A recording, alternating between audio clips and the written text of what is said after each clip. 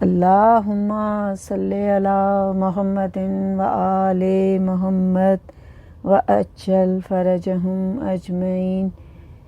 ان اللہ و ملائکتہ یصلون علی النبی یا ایھا الذین آمنوا صلوا علیہ وسلموا تسلیما۔ اللہم صلی علی محمد و آل محمد۔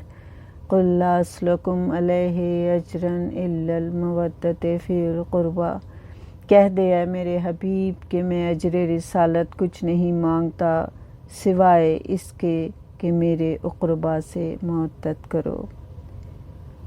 اور محبت اور مودت میں فرق یہ ہے، اور رسول نے محبت نہیں مودت مانگی ہے، اور اس اقربا میں صرف مؤنث کا ذکر ہے، اور وہ میرے رسول کی بیٹی ہیں۔ اور جب سوال بھی کیا تھا کہ اقربا کون ہیں تو آپ نے فرمایا تھا فاطمہ، فاطمہ کے شوہر اور فاطمہ کے بیٹے۔ یہ بیٹی اتنی پیاری ہستی ہوتی ہے کہ اس کے لیے پیغمبروں نے دعا مانگی ہے کہ خداوند کریم ہمیں ایک بیٹی عطا کر۔ اور میرے رسول کی یہ دعائی تھی جو میری بی بی پاک کا وجود اس دنیا میں آیا، اور ایسی بی بی کہ جب آتی تو میرے رسول اپنی جگہ بٹھا دیا کرتے تھے، اور آپ کو اکثر سونگا کرتے تھے، اور جب کوئی سوال کرتا تھا تو آپ کہتے تھے کہ اس سے مجھے جنت کی سیب کی خوشبو آتی ہے۔ بیٹیاں ہوتی ہی بڑی پیاری ہیں، اس لیے کہ بیٹی کو بھی باپ سے بہت محبت ہوتی ہے۔ شام ہوتی ہے جس گھر میں بیٹی ہو، باپ چاہے کتنا ہی غریب کیوں نہ ہو یا چاہے کتنا ہی امیر کیوں نہ ہو، شام کو جب باپ گھر میں آتا ہے تو بیٹی دوڑ کے باپ کے گلے سے لگ جاتی ہے۔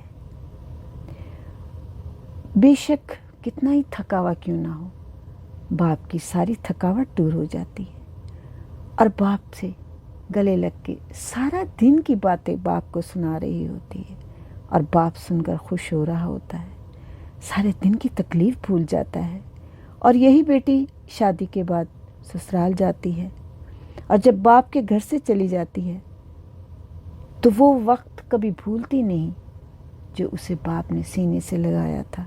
اس منظر کو، اس چہرے کو وہ ہمیشہ اپنی آنکھوں میں، اپنے دل میں، اپنے دماغ میں رکھتی ہے، اور بس یہ یاد کرتی رہتی ہے کہ کیسے میرا بابا مجھے دیکھ رہا تھا۔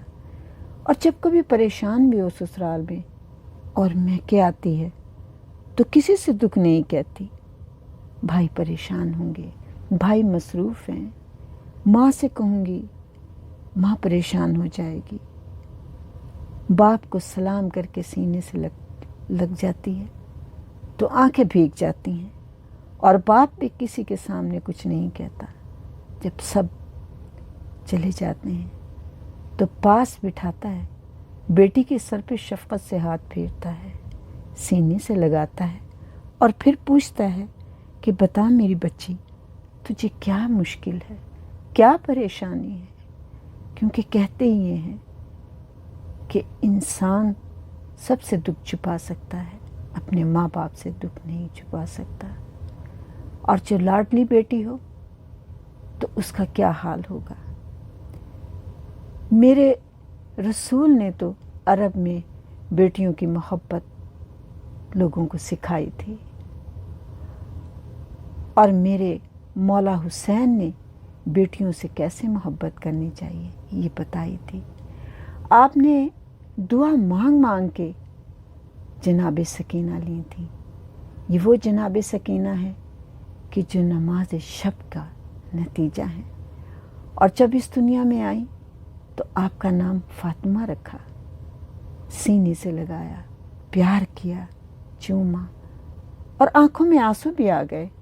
اور جناب ام رباب نے پوچھا بیٹی اتنی پیاری ہے اور آپ رو رہے ہیں، آپ کی آنکھوں میں آنسو آ گئے ہیں، بالکل ایسے ہی جیسے حسین پیدا ہوئے تو رسول کی آنکھوں میں آنسو آ گئے تھے، ایسے ہی میرے مولا حسین کی آنکھوں میں آنسو آ گئے۔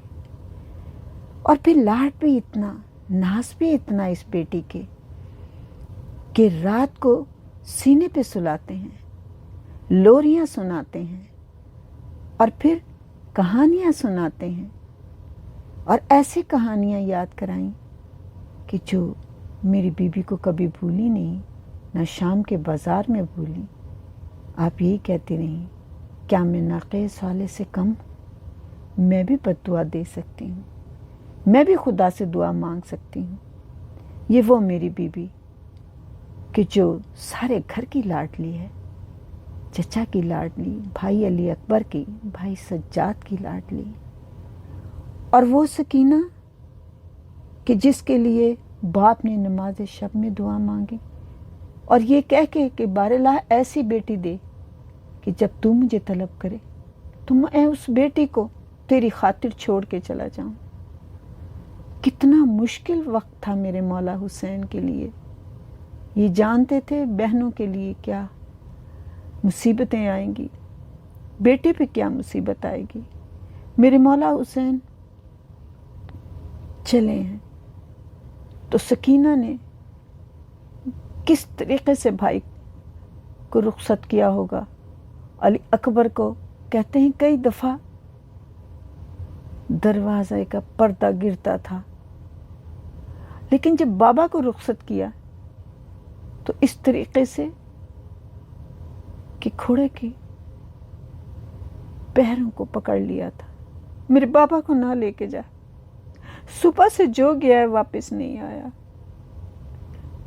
اور پھر بابا نے کربلا کی مٹی سر میں ڈال کے کہا، سکینہ تو یتیم ہونے والی ہے، اور ایسی یتیم کہ میرے مولا سید سجاد کہتے ہیں کہ سکینہ کی مصیبتوں کو میں کس طریقے سے بیان کروں، اور میرے مولا کی آنکھوں سے آنسو جاری ہو جاتے تھے، اور بار بار یہ کہتے تھے۔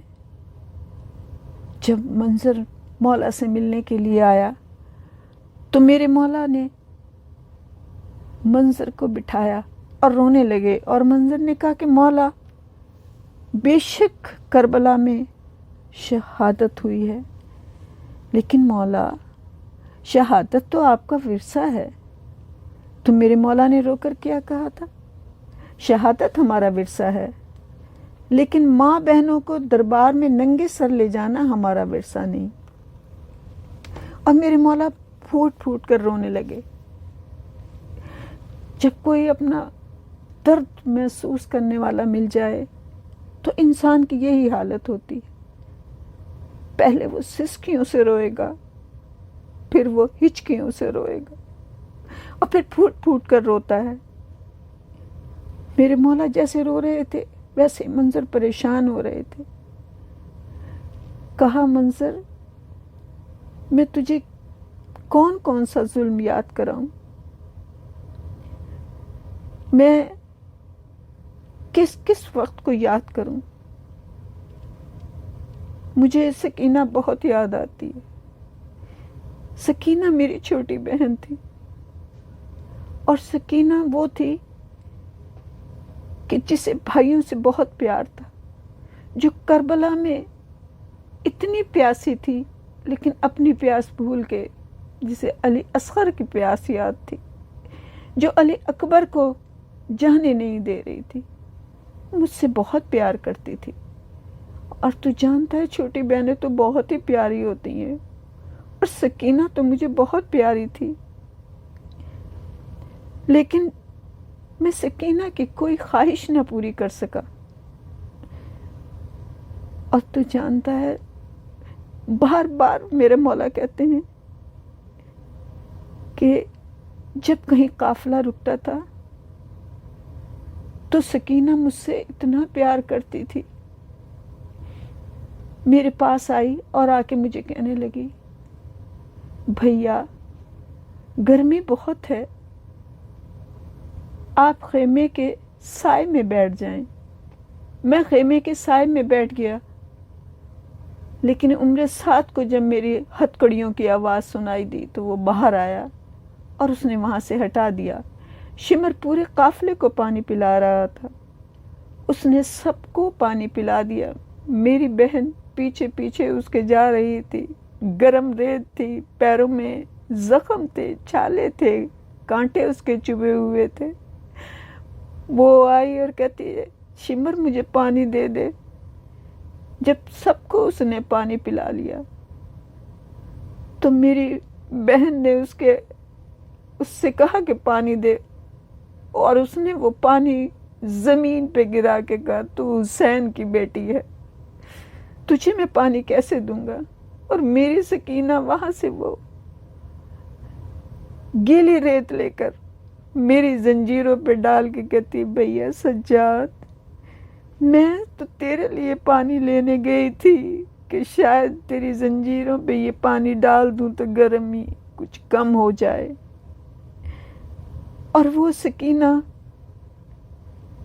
जो शाम के बाजार में जब हमारे ऊपर आग अंगारे डाले गए, छतों पर बैठी हुई औरतों ने अंगारे फेंके,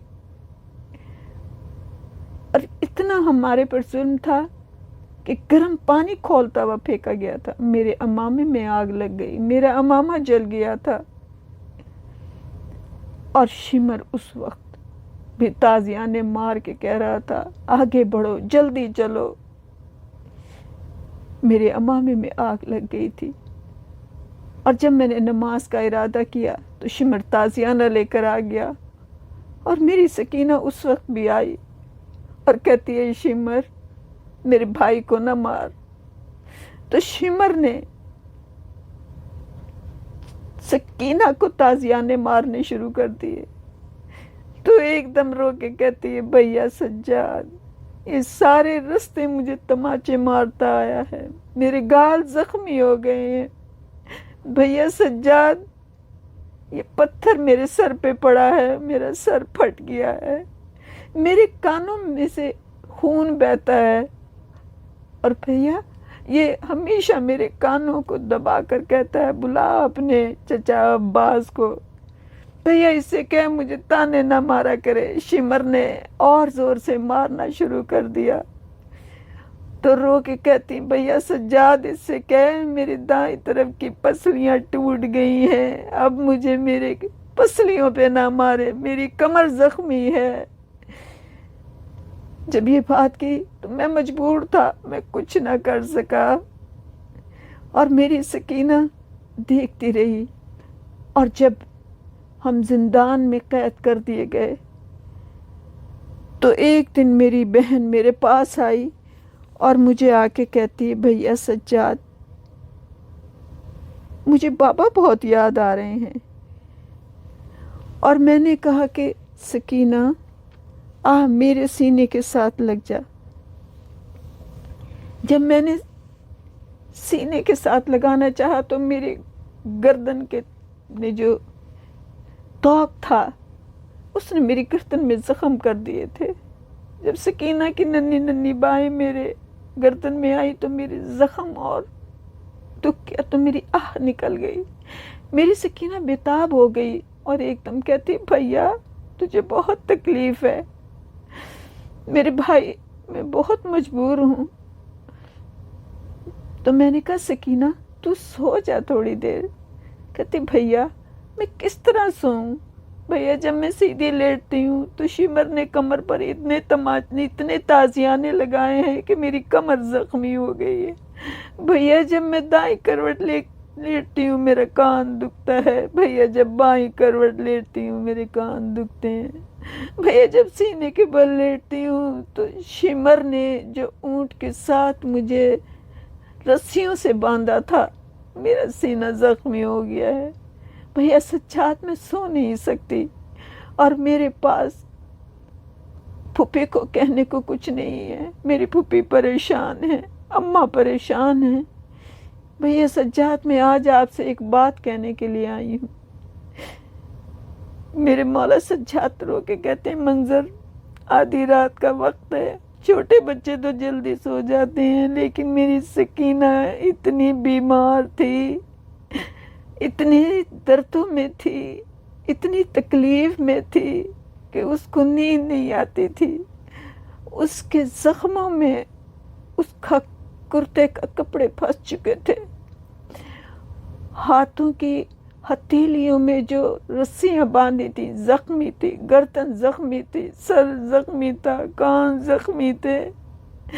मेरे बाबा हुसैन ने बहुत जख्म खाए हैं, लेकिन बेटी सकीना ने भी उनकी इतने ही जख्म खाए हैं। कहते मेरे पास आई और फिर मुझे कहती, भैया सज्जाद, आज मैं आपसे कुछ बात कहना चाहती हूँ। मैंने कहा, हाँ सकीना बोलो, क्या कहना चाहती हो? एकदम कहती, भैया सज्जाद, बस मेरी कब्र ठंडी जगह बनाना। मेरे मौला सज्जाद कहते, मैंने कहा सकीना ऐसी बातें नहीं करते हैं। कहा नहीं भैया, मेरी बात सुन लो, और मेरी कब्र का पता शिमर को ना बताना भैया। शिमर ने मुझे इतना मारा है भैया कि मेरी आंखों की बिनाई कमज़ोर हो गई है। और फिर कहती, भैया सज्जाद, मेरे हड्डियों में प्यास उतर गई है। इतना कम पानी दिया है मुझे पीने को कि अब मेरी हड्डियों में प्यास उतर गई है। तो मैंने कहा, सकीना, तुझे मालूम है ये हड्डियों में प्यास उतरना किसे कहते हैं? तो मेरी सकीना ने नन्हे नन्हे हाथों से मेरा चेहरा बुलंद करके कहा, भैया तू बता, हड्डियों में प्यास उतरना किसे कहते हैं? सज्जाद ने सकीना को सामने खड़ा किया। कहते, मैंने और उनको कहा कि तू तो इमाम की पोती है। प्यास का हड्डियों में उतरने का मतलब है, तुझे मैं क्या समझाऊं, तू बहुत छोटी है। तो मेरे माथे पे बोसा दे के कहती, मुझे माँ और फूफियों ने जो बताया है भैया, वो तो मुझे मालूम है, आप मुझे बताएं।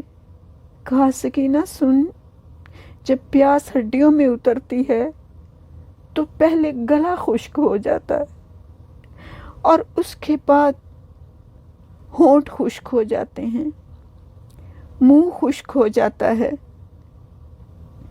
और फिर जुबान खुश्क हो जाती है। और जुबान इतनी खुश्क हो जाती है कि उसमें भी दरारें पड़ने लग जाती हैं। और उसके बाद आंखों के सामने धुंधलापन आ जाता है और प्यास और बढ़ती है तो आंखों से नज़र आना ही कम शुरू हो जाता है।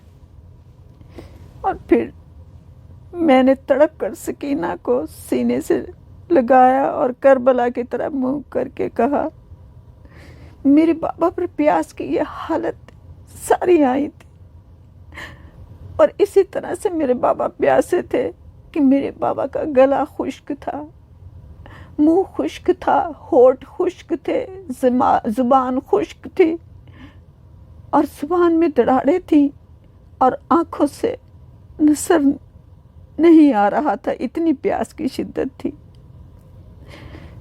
सकीना ये सारी बातें सुनती रही, बाबा बाबा करने लगी। तो मैंने कहा, सकीना ये इसको कहते हैं प्यास।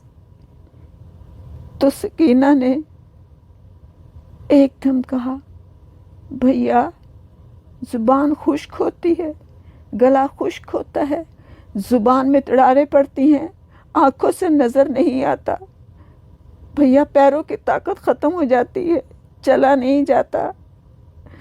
बाबा प्यासे थे और मेरे मौला सज्जाद रोकर कहते, मैंने सकीना से कहा, प्यास हड्डियों में बाबा के उतर गई थी। इसको कहते हैं कि जब प्यास हड्डियों में उतरती है तो सकीना हड्डियों से फिर गोश्त जुदा होने लगता है। जब सकीना ने तमाम बात सुनी, मेरे सामने खड़ी हो गई और अपनी हाथों पे से अपनी आस्तीने को ऊपर करके कहा, भैया जरा एक दफा मेरी तरफ तो देख। जनाब सज्जाद कहते हैं, मैंने देखा زخمی گال، زخمی کان ہے، کرتا خون سے بھرا ہوا ہے، اور شام کے بازار سے پیدل چلتی ہوئی سکینہ کے زخمی کرتا خون آلود تھا، اور کانٹوں پر شمر نے جو دوڑایا تھا تو پیر زخمی تھے۔ کہا بھیا آپ نے کہا کہ ہڈیوں سے گوشت جدا ہوتا ہے، اور میری سکینہ نے اپنے ہاتھ جب میری طرف بڑھائے تو اس کی ہڈیوں سے گوشت جدا ہو رہا تھا۔ بتا میں سکینہ کو اب کیا جواب دیتا؟ اللہم صلی علی محمد و آل محمد۔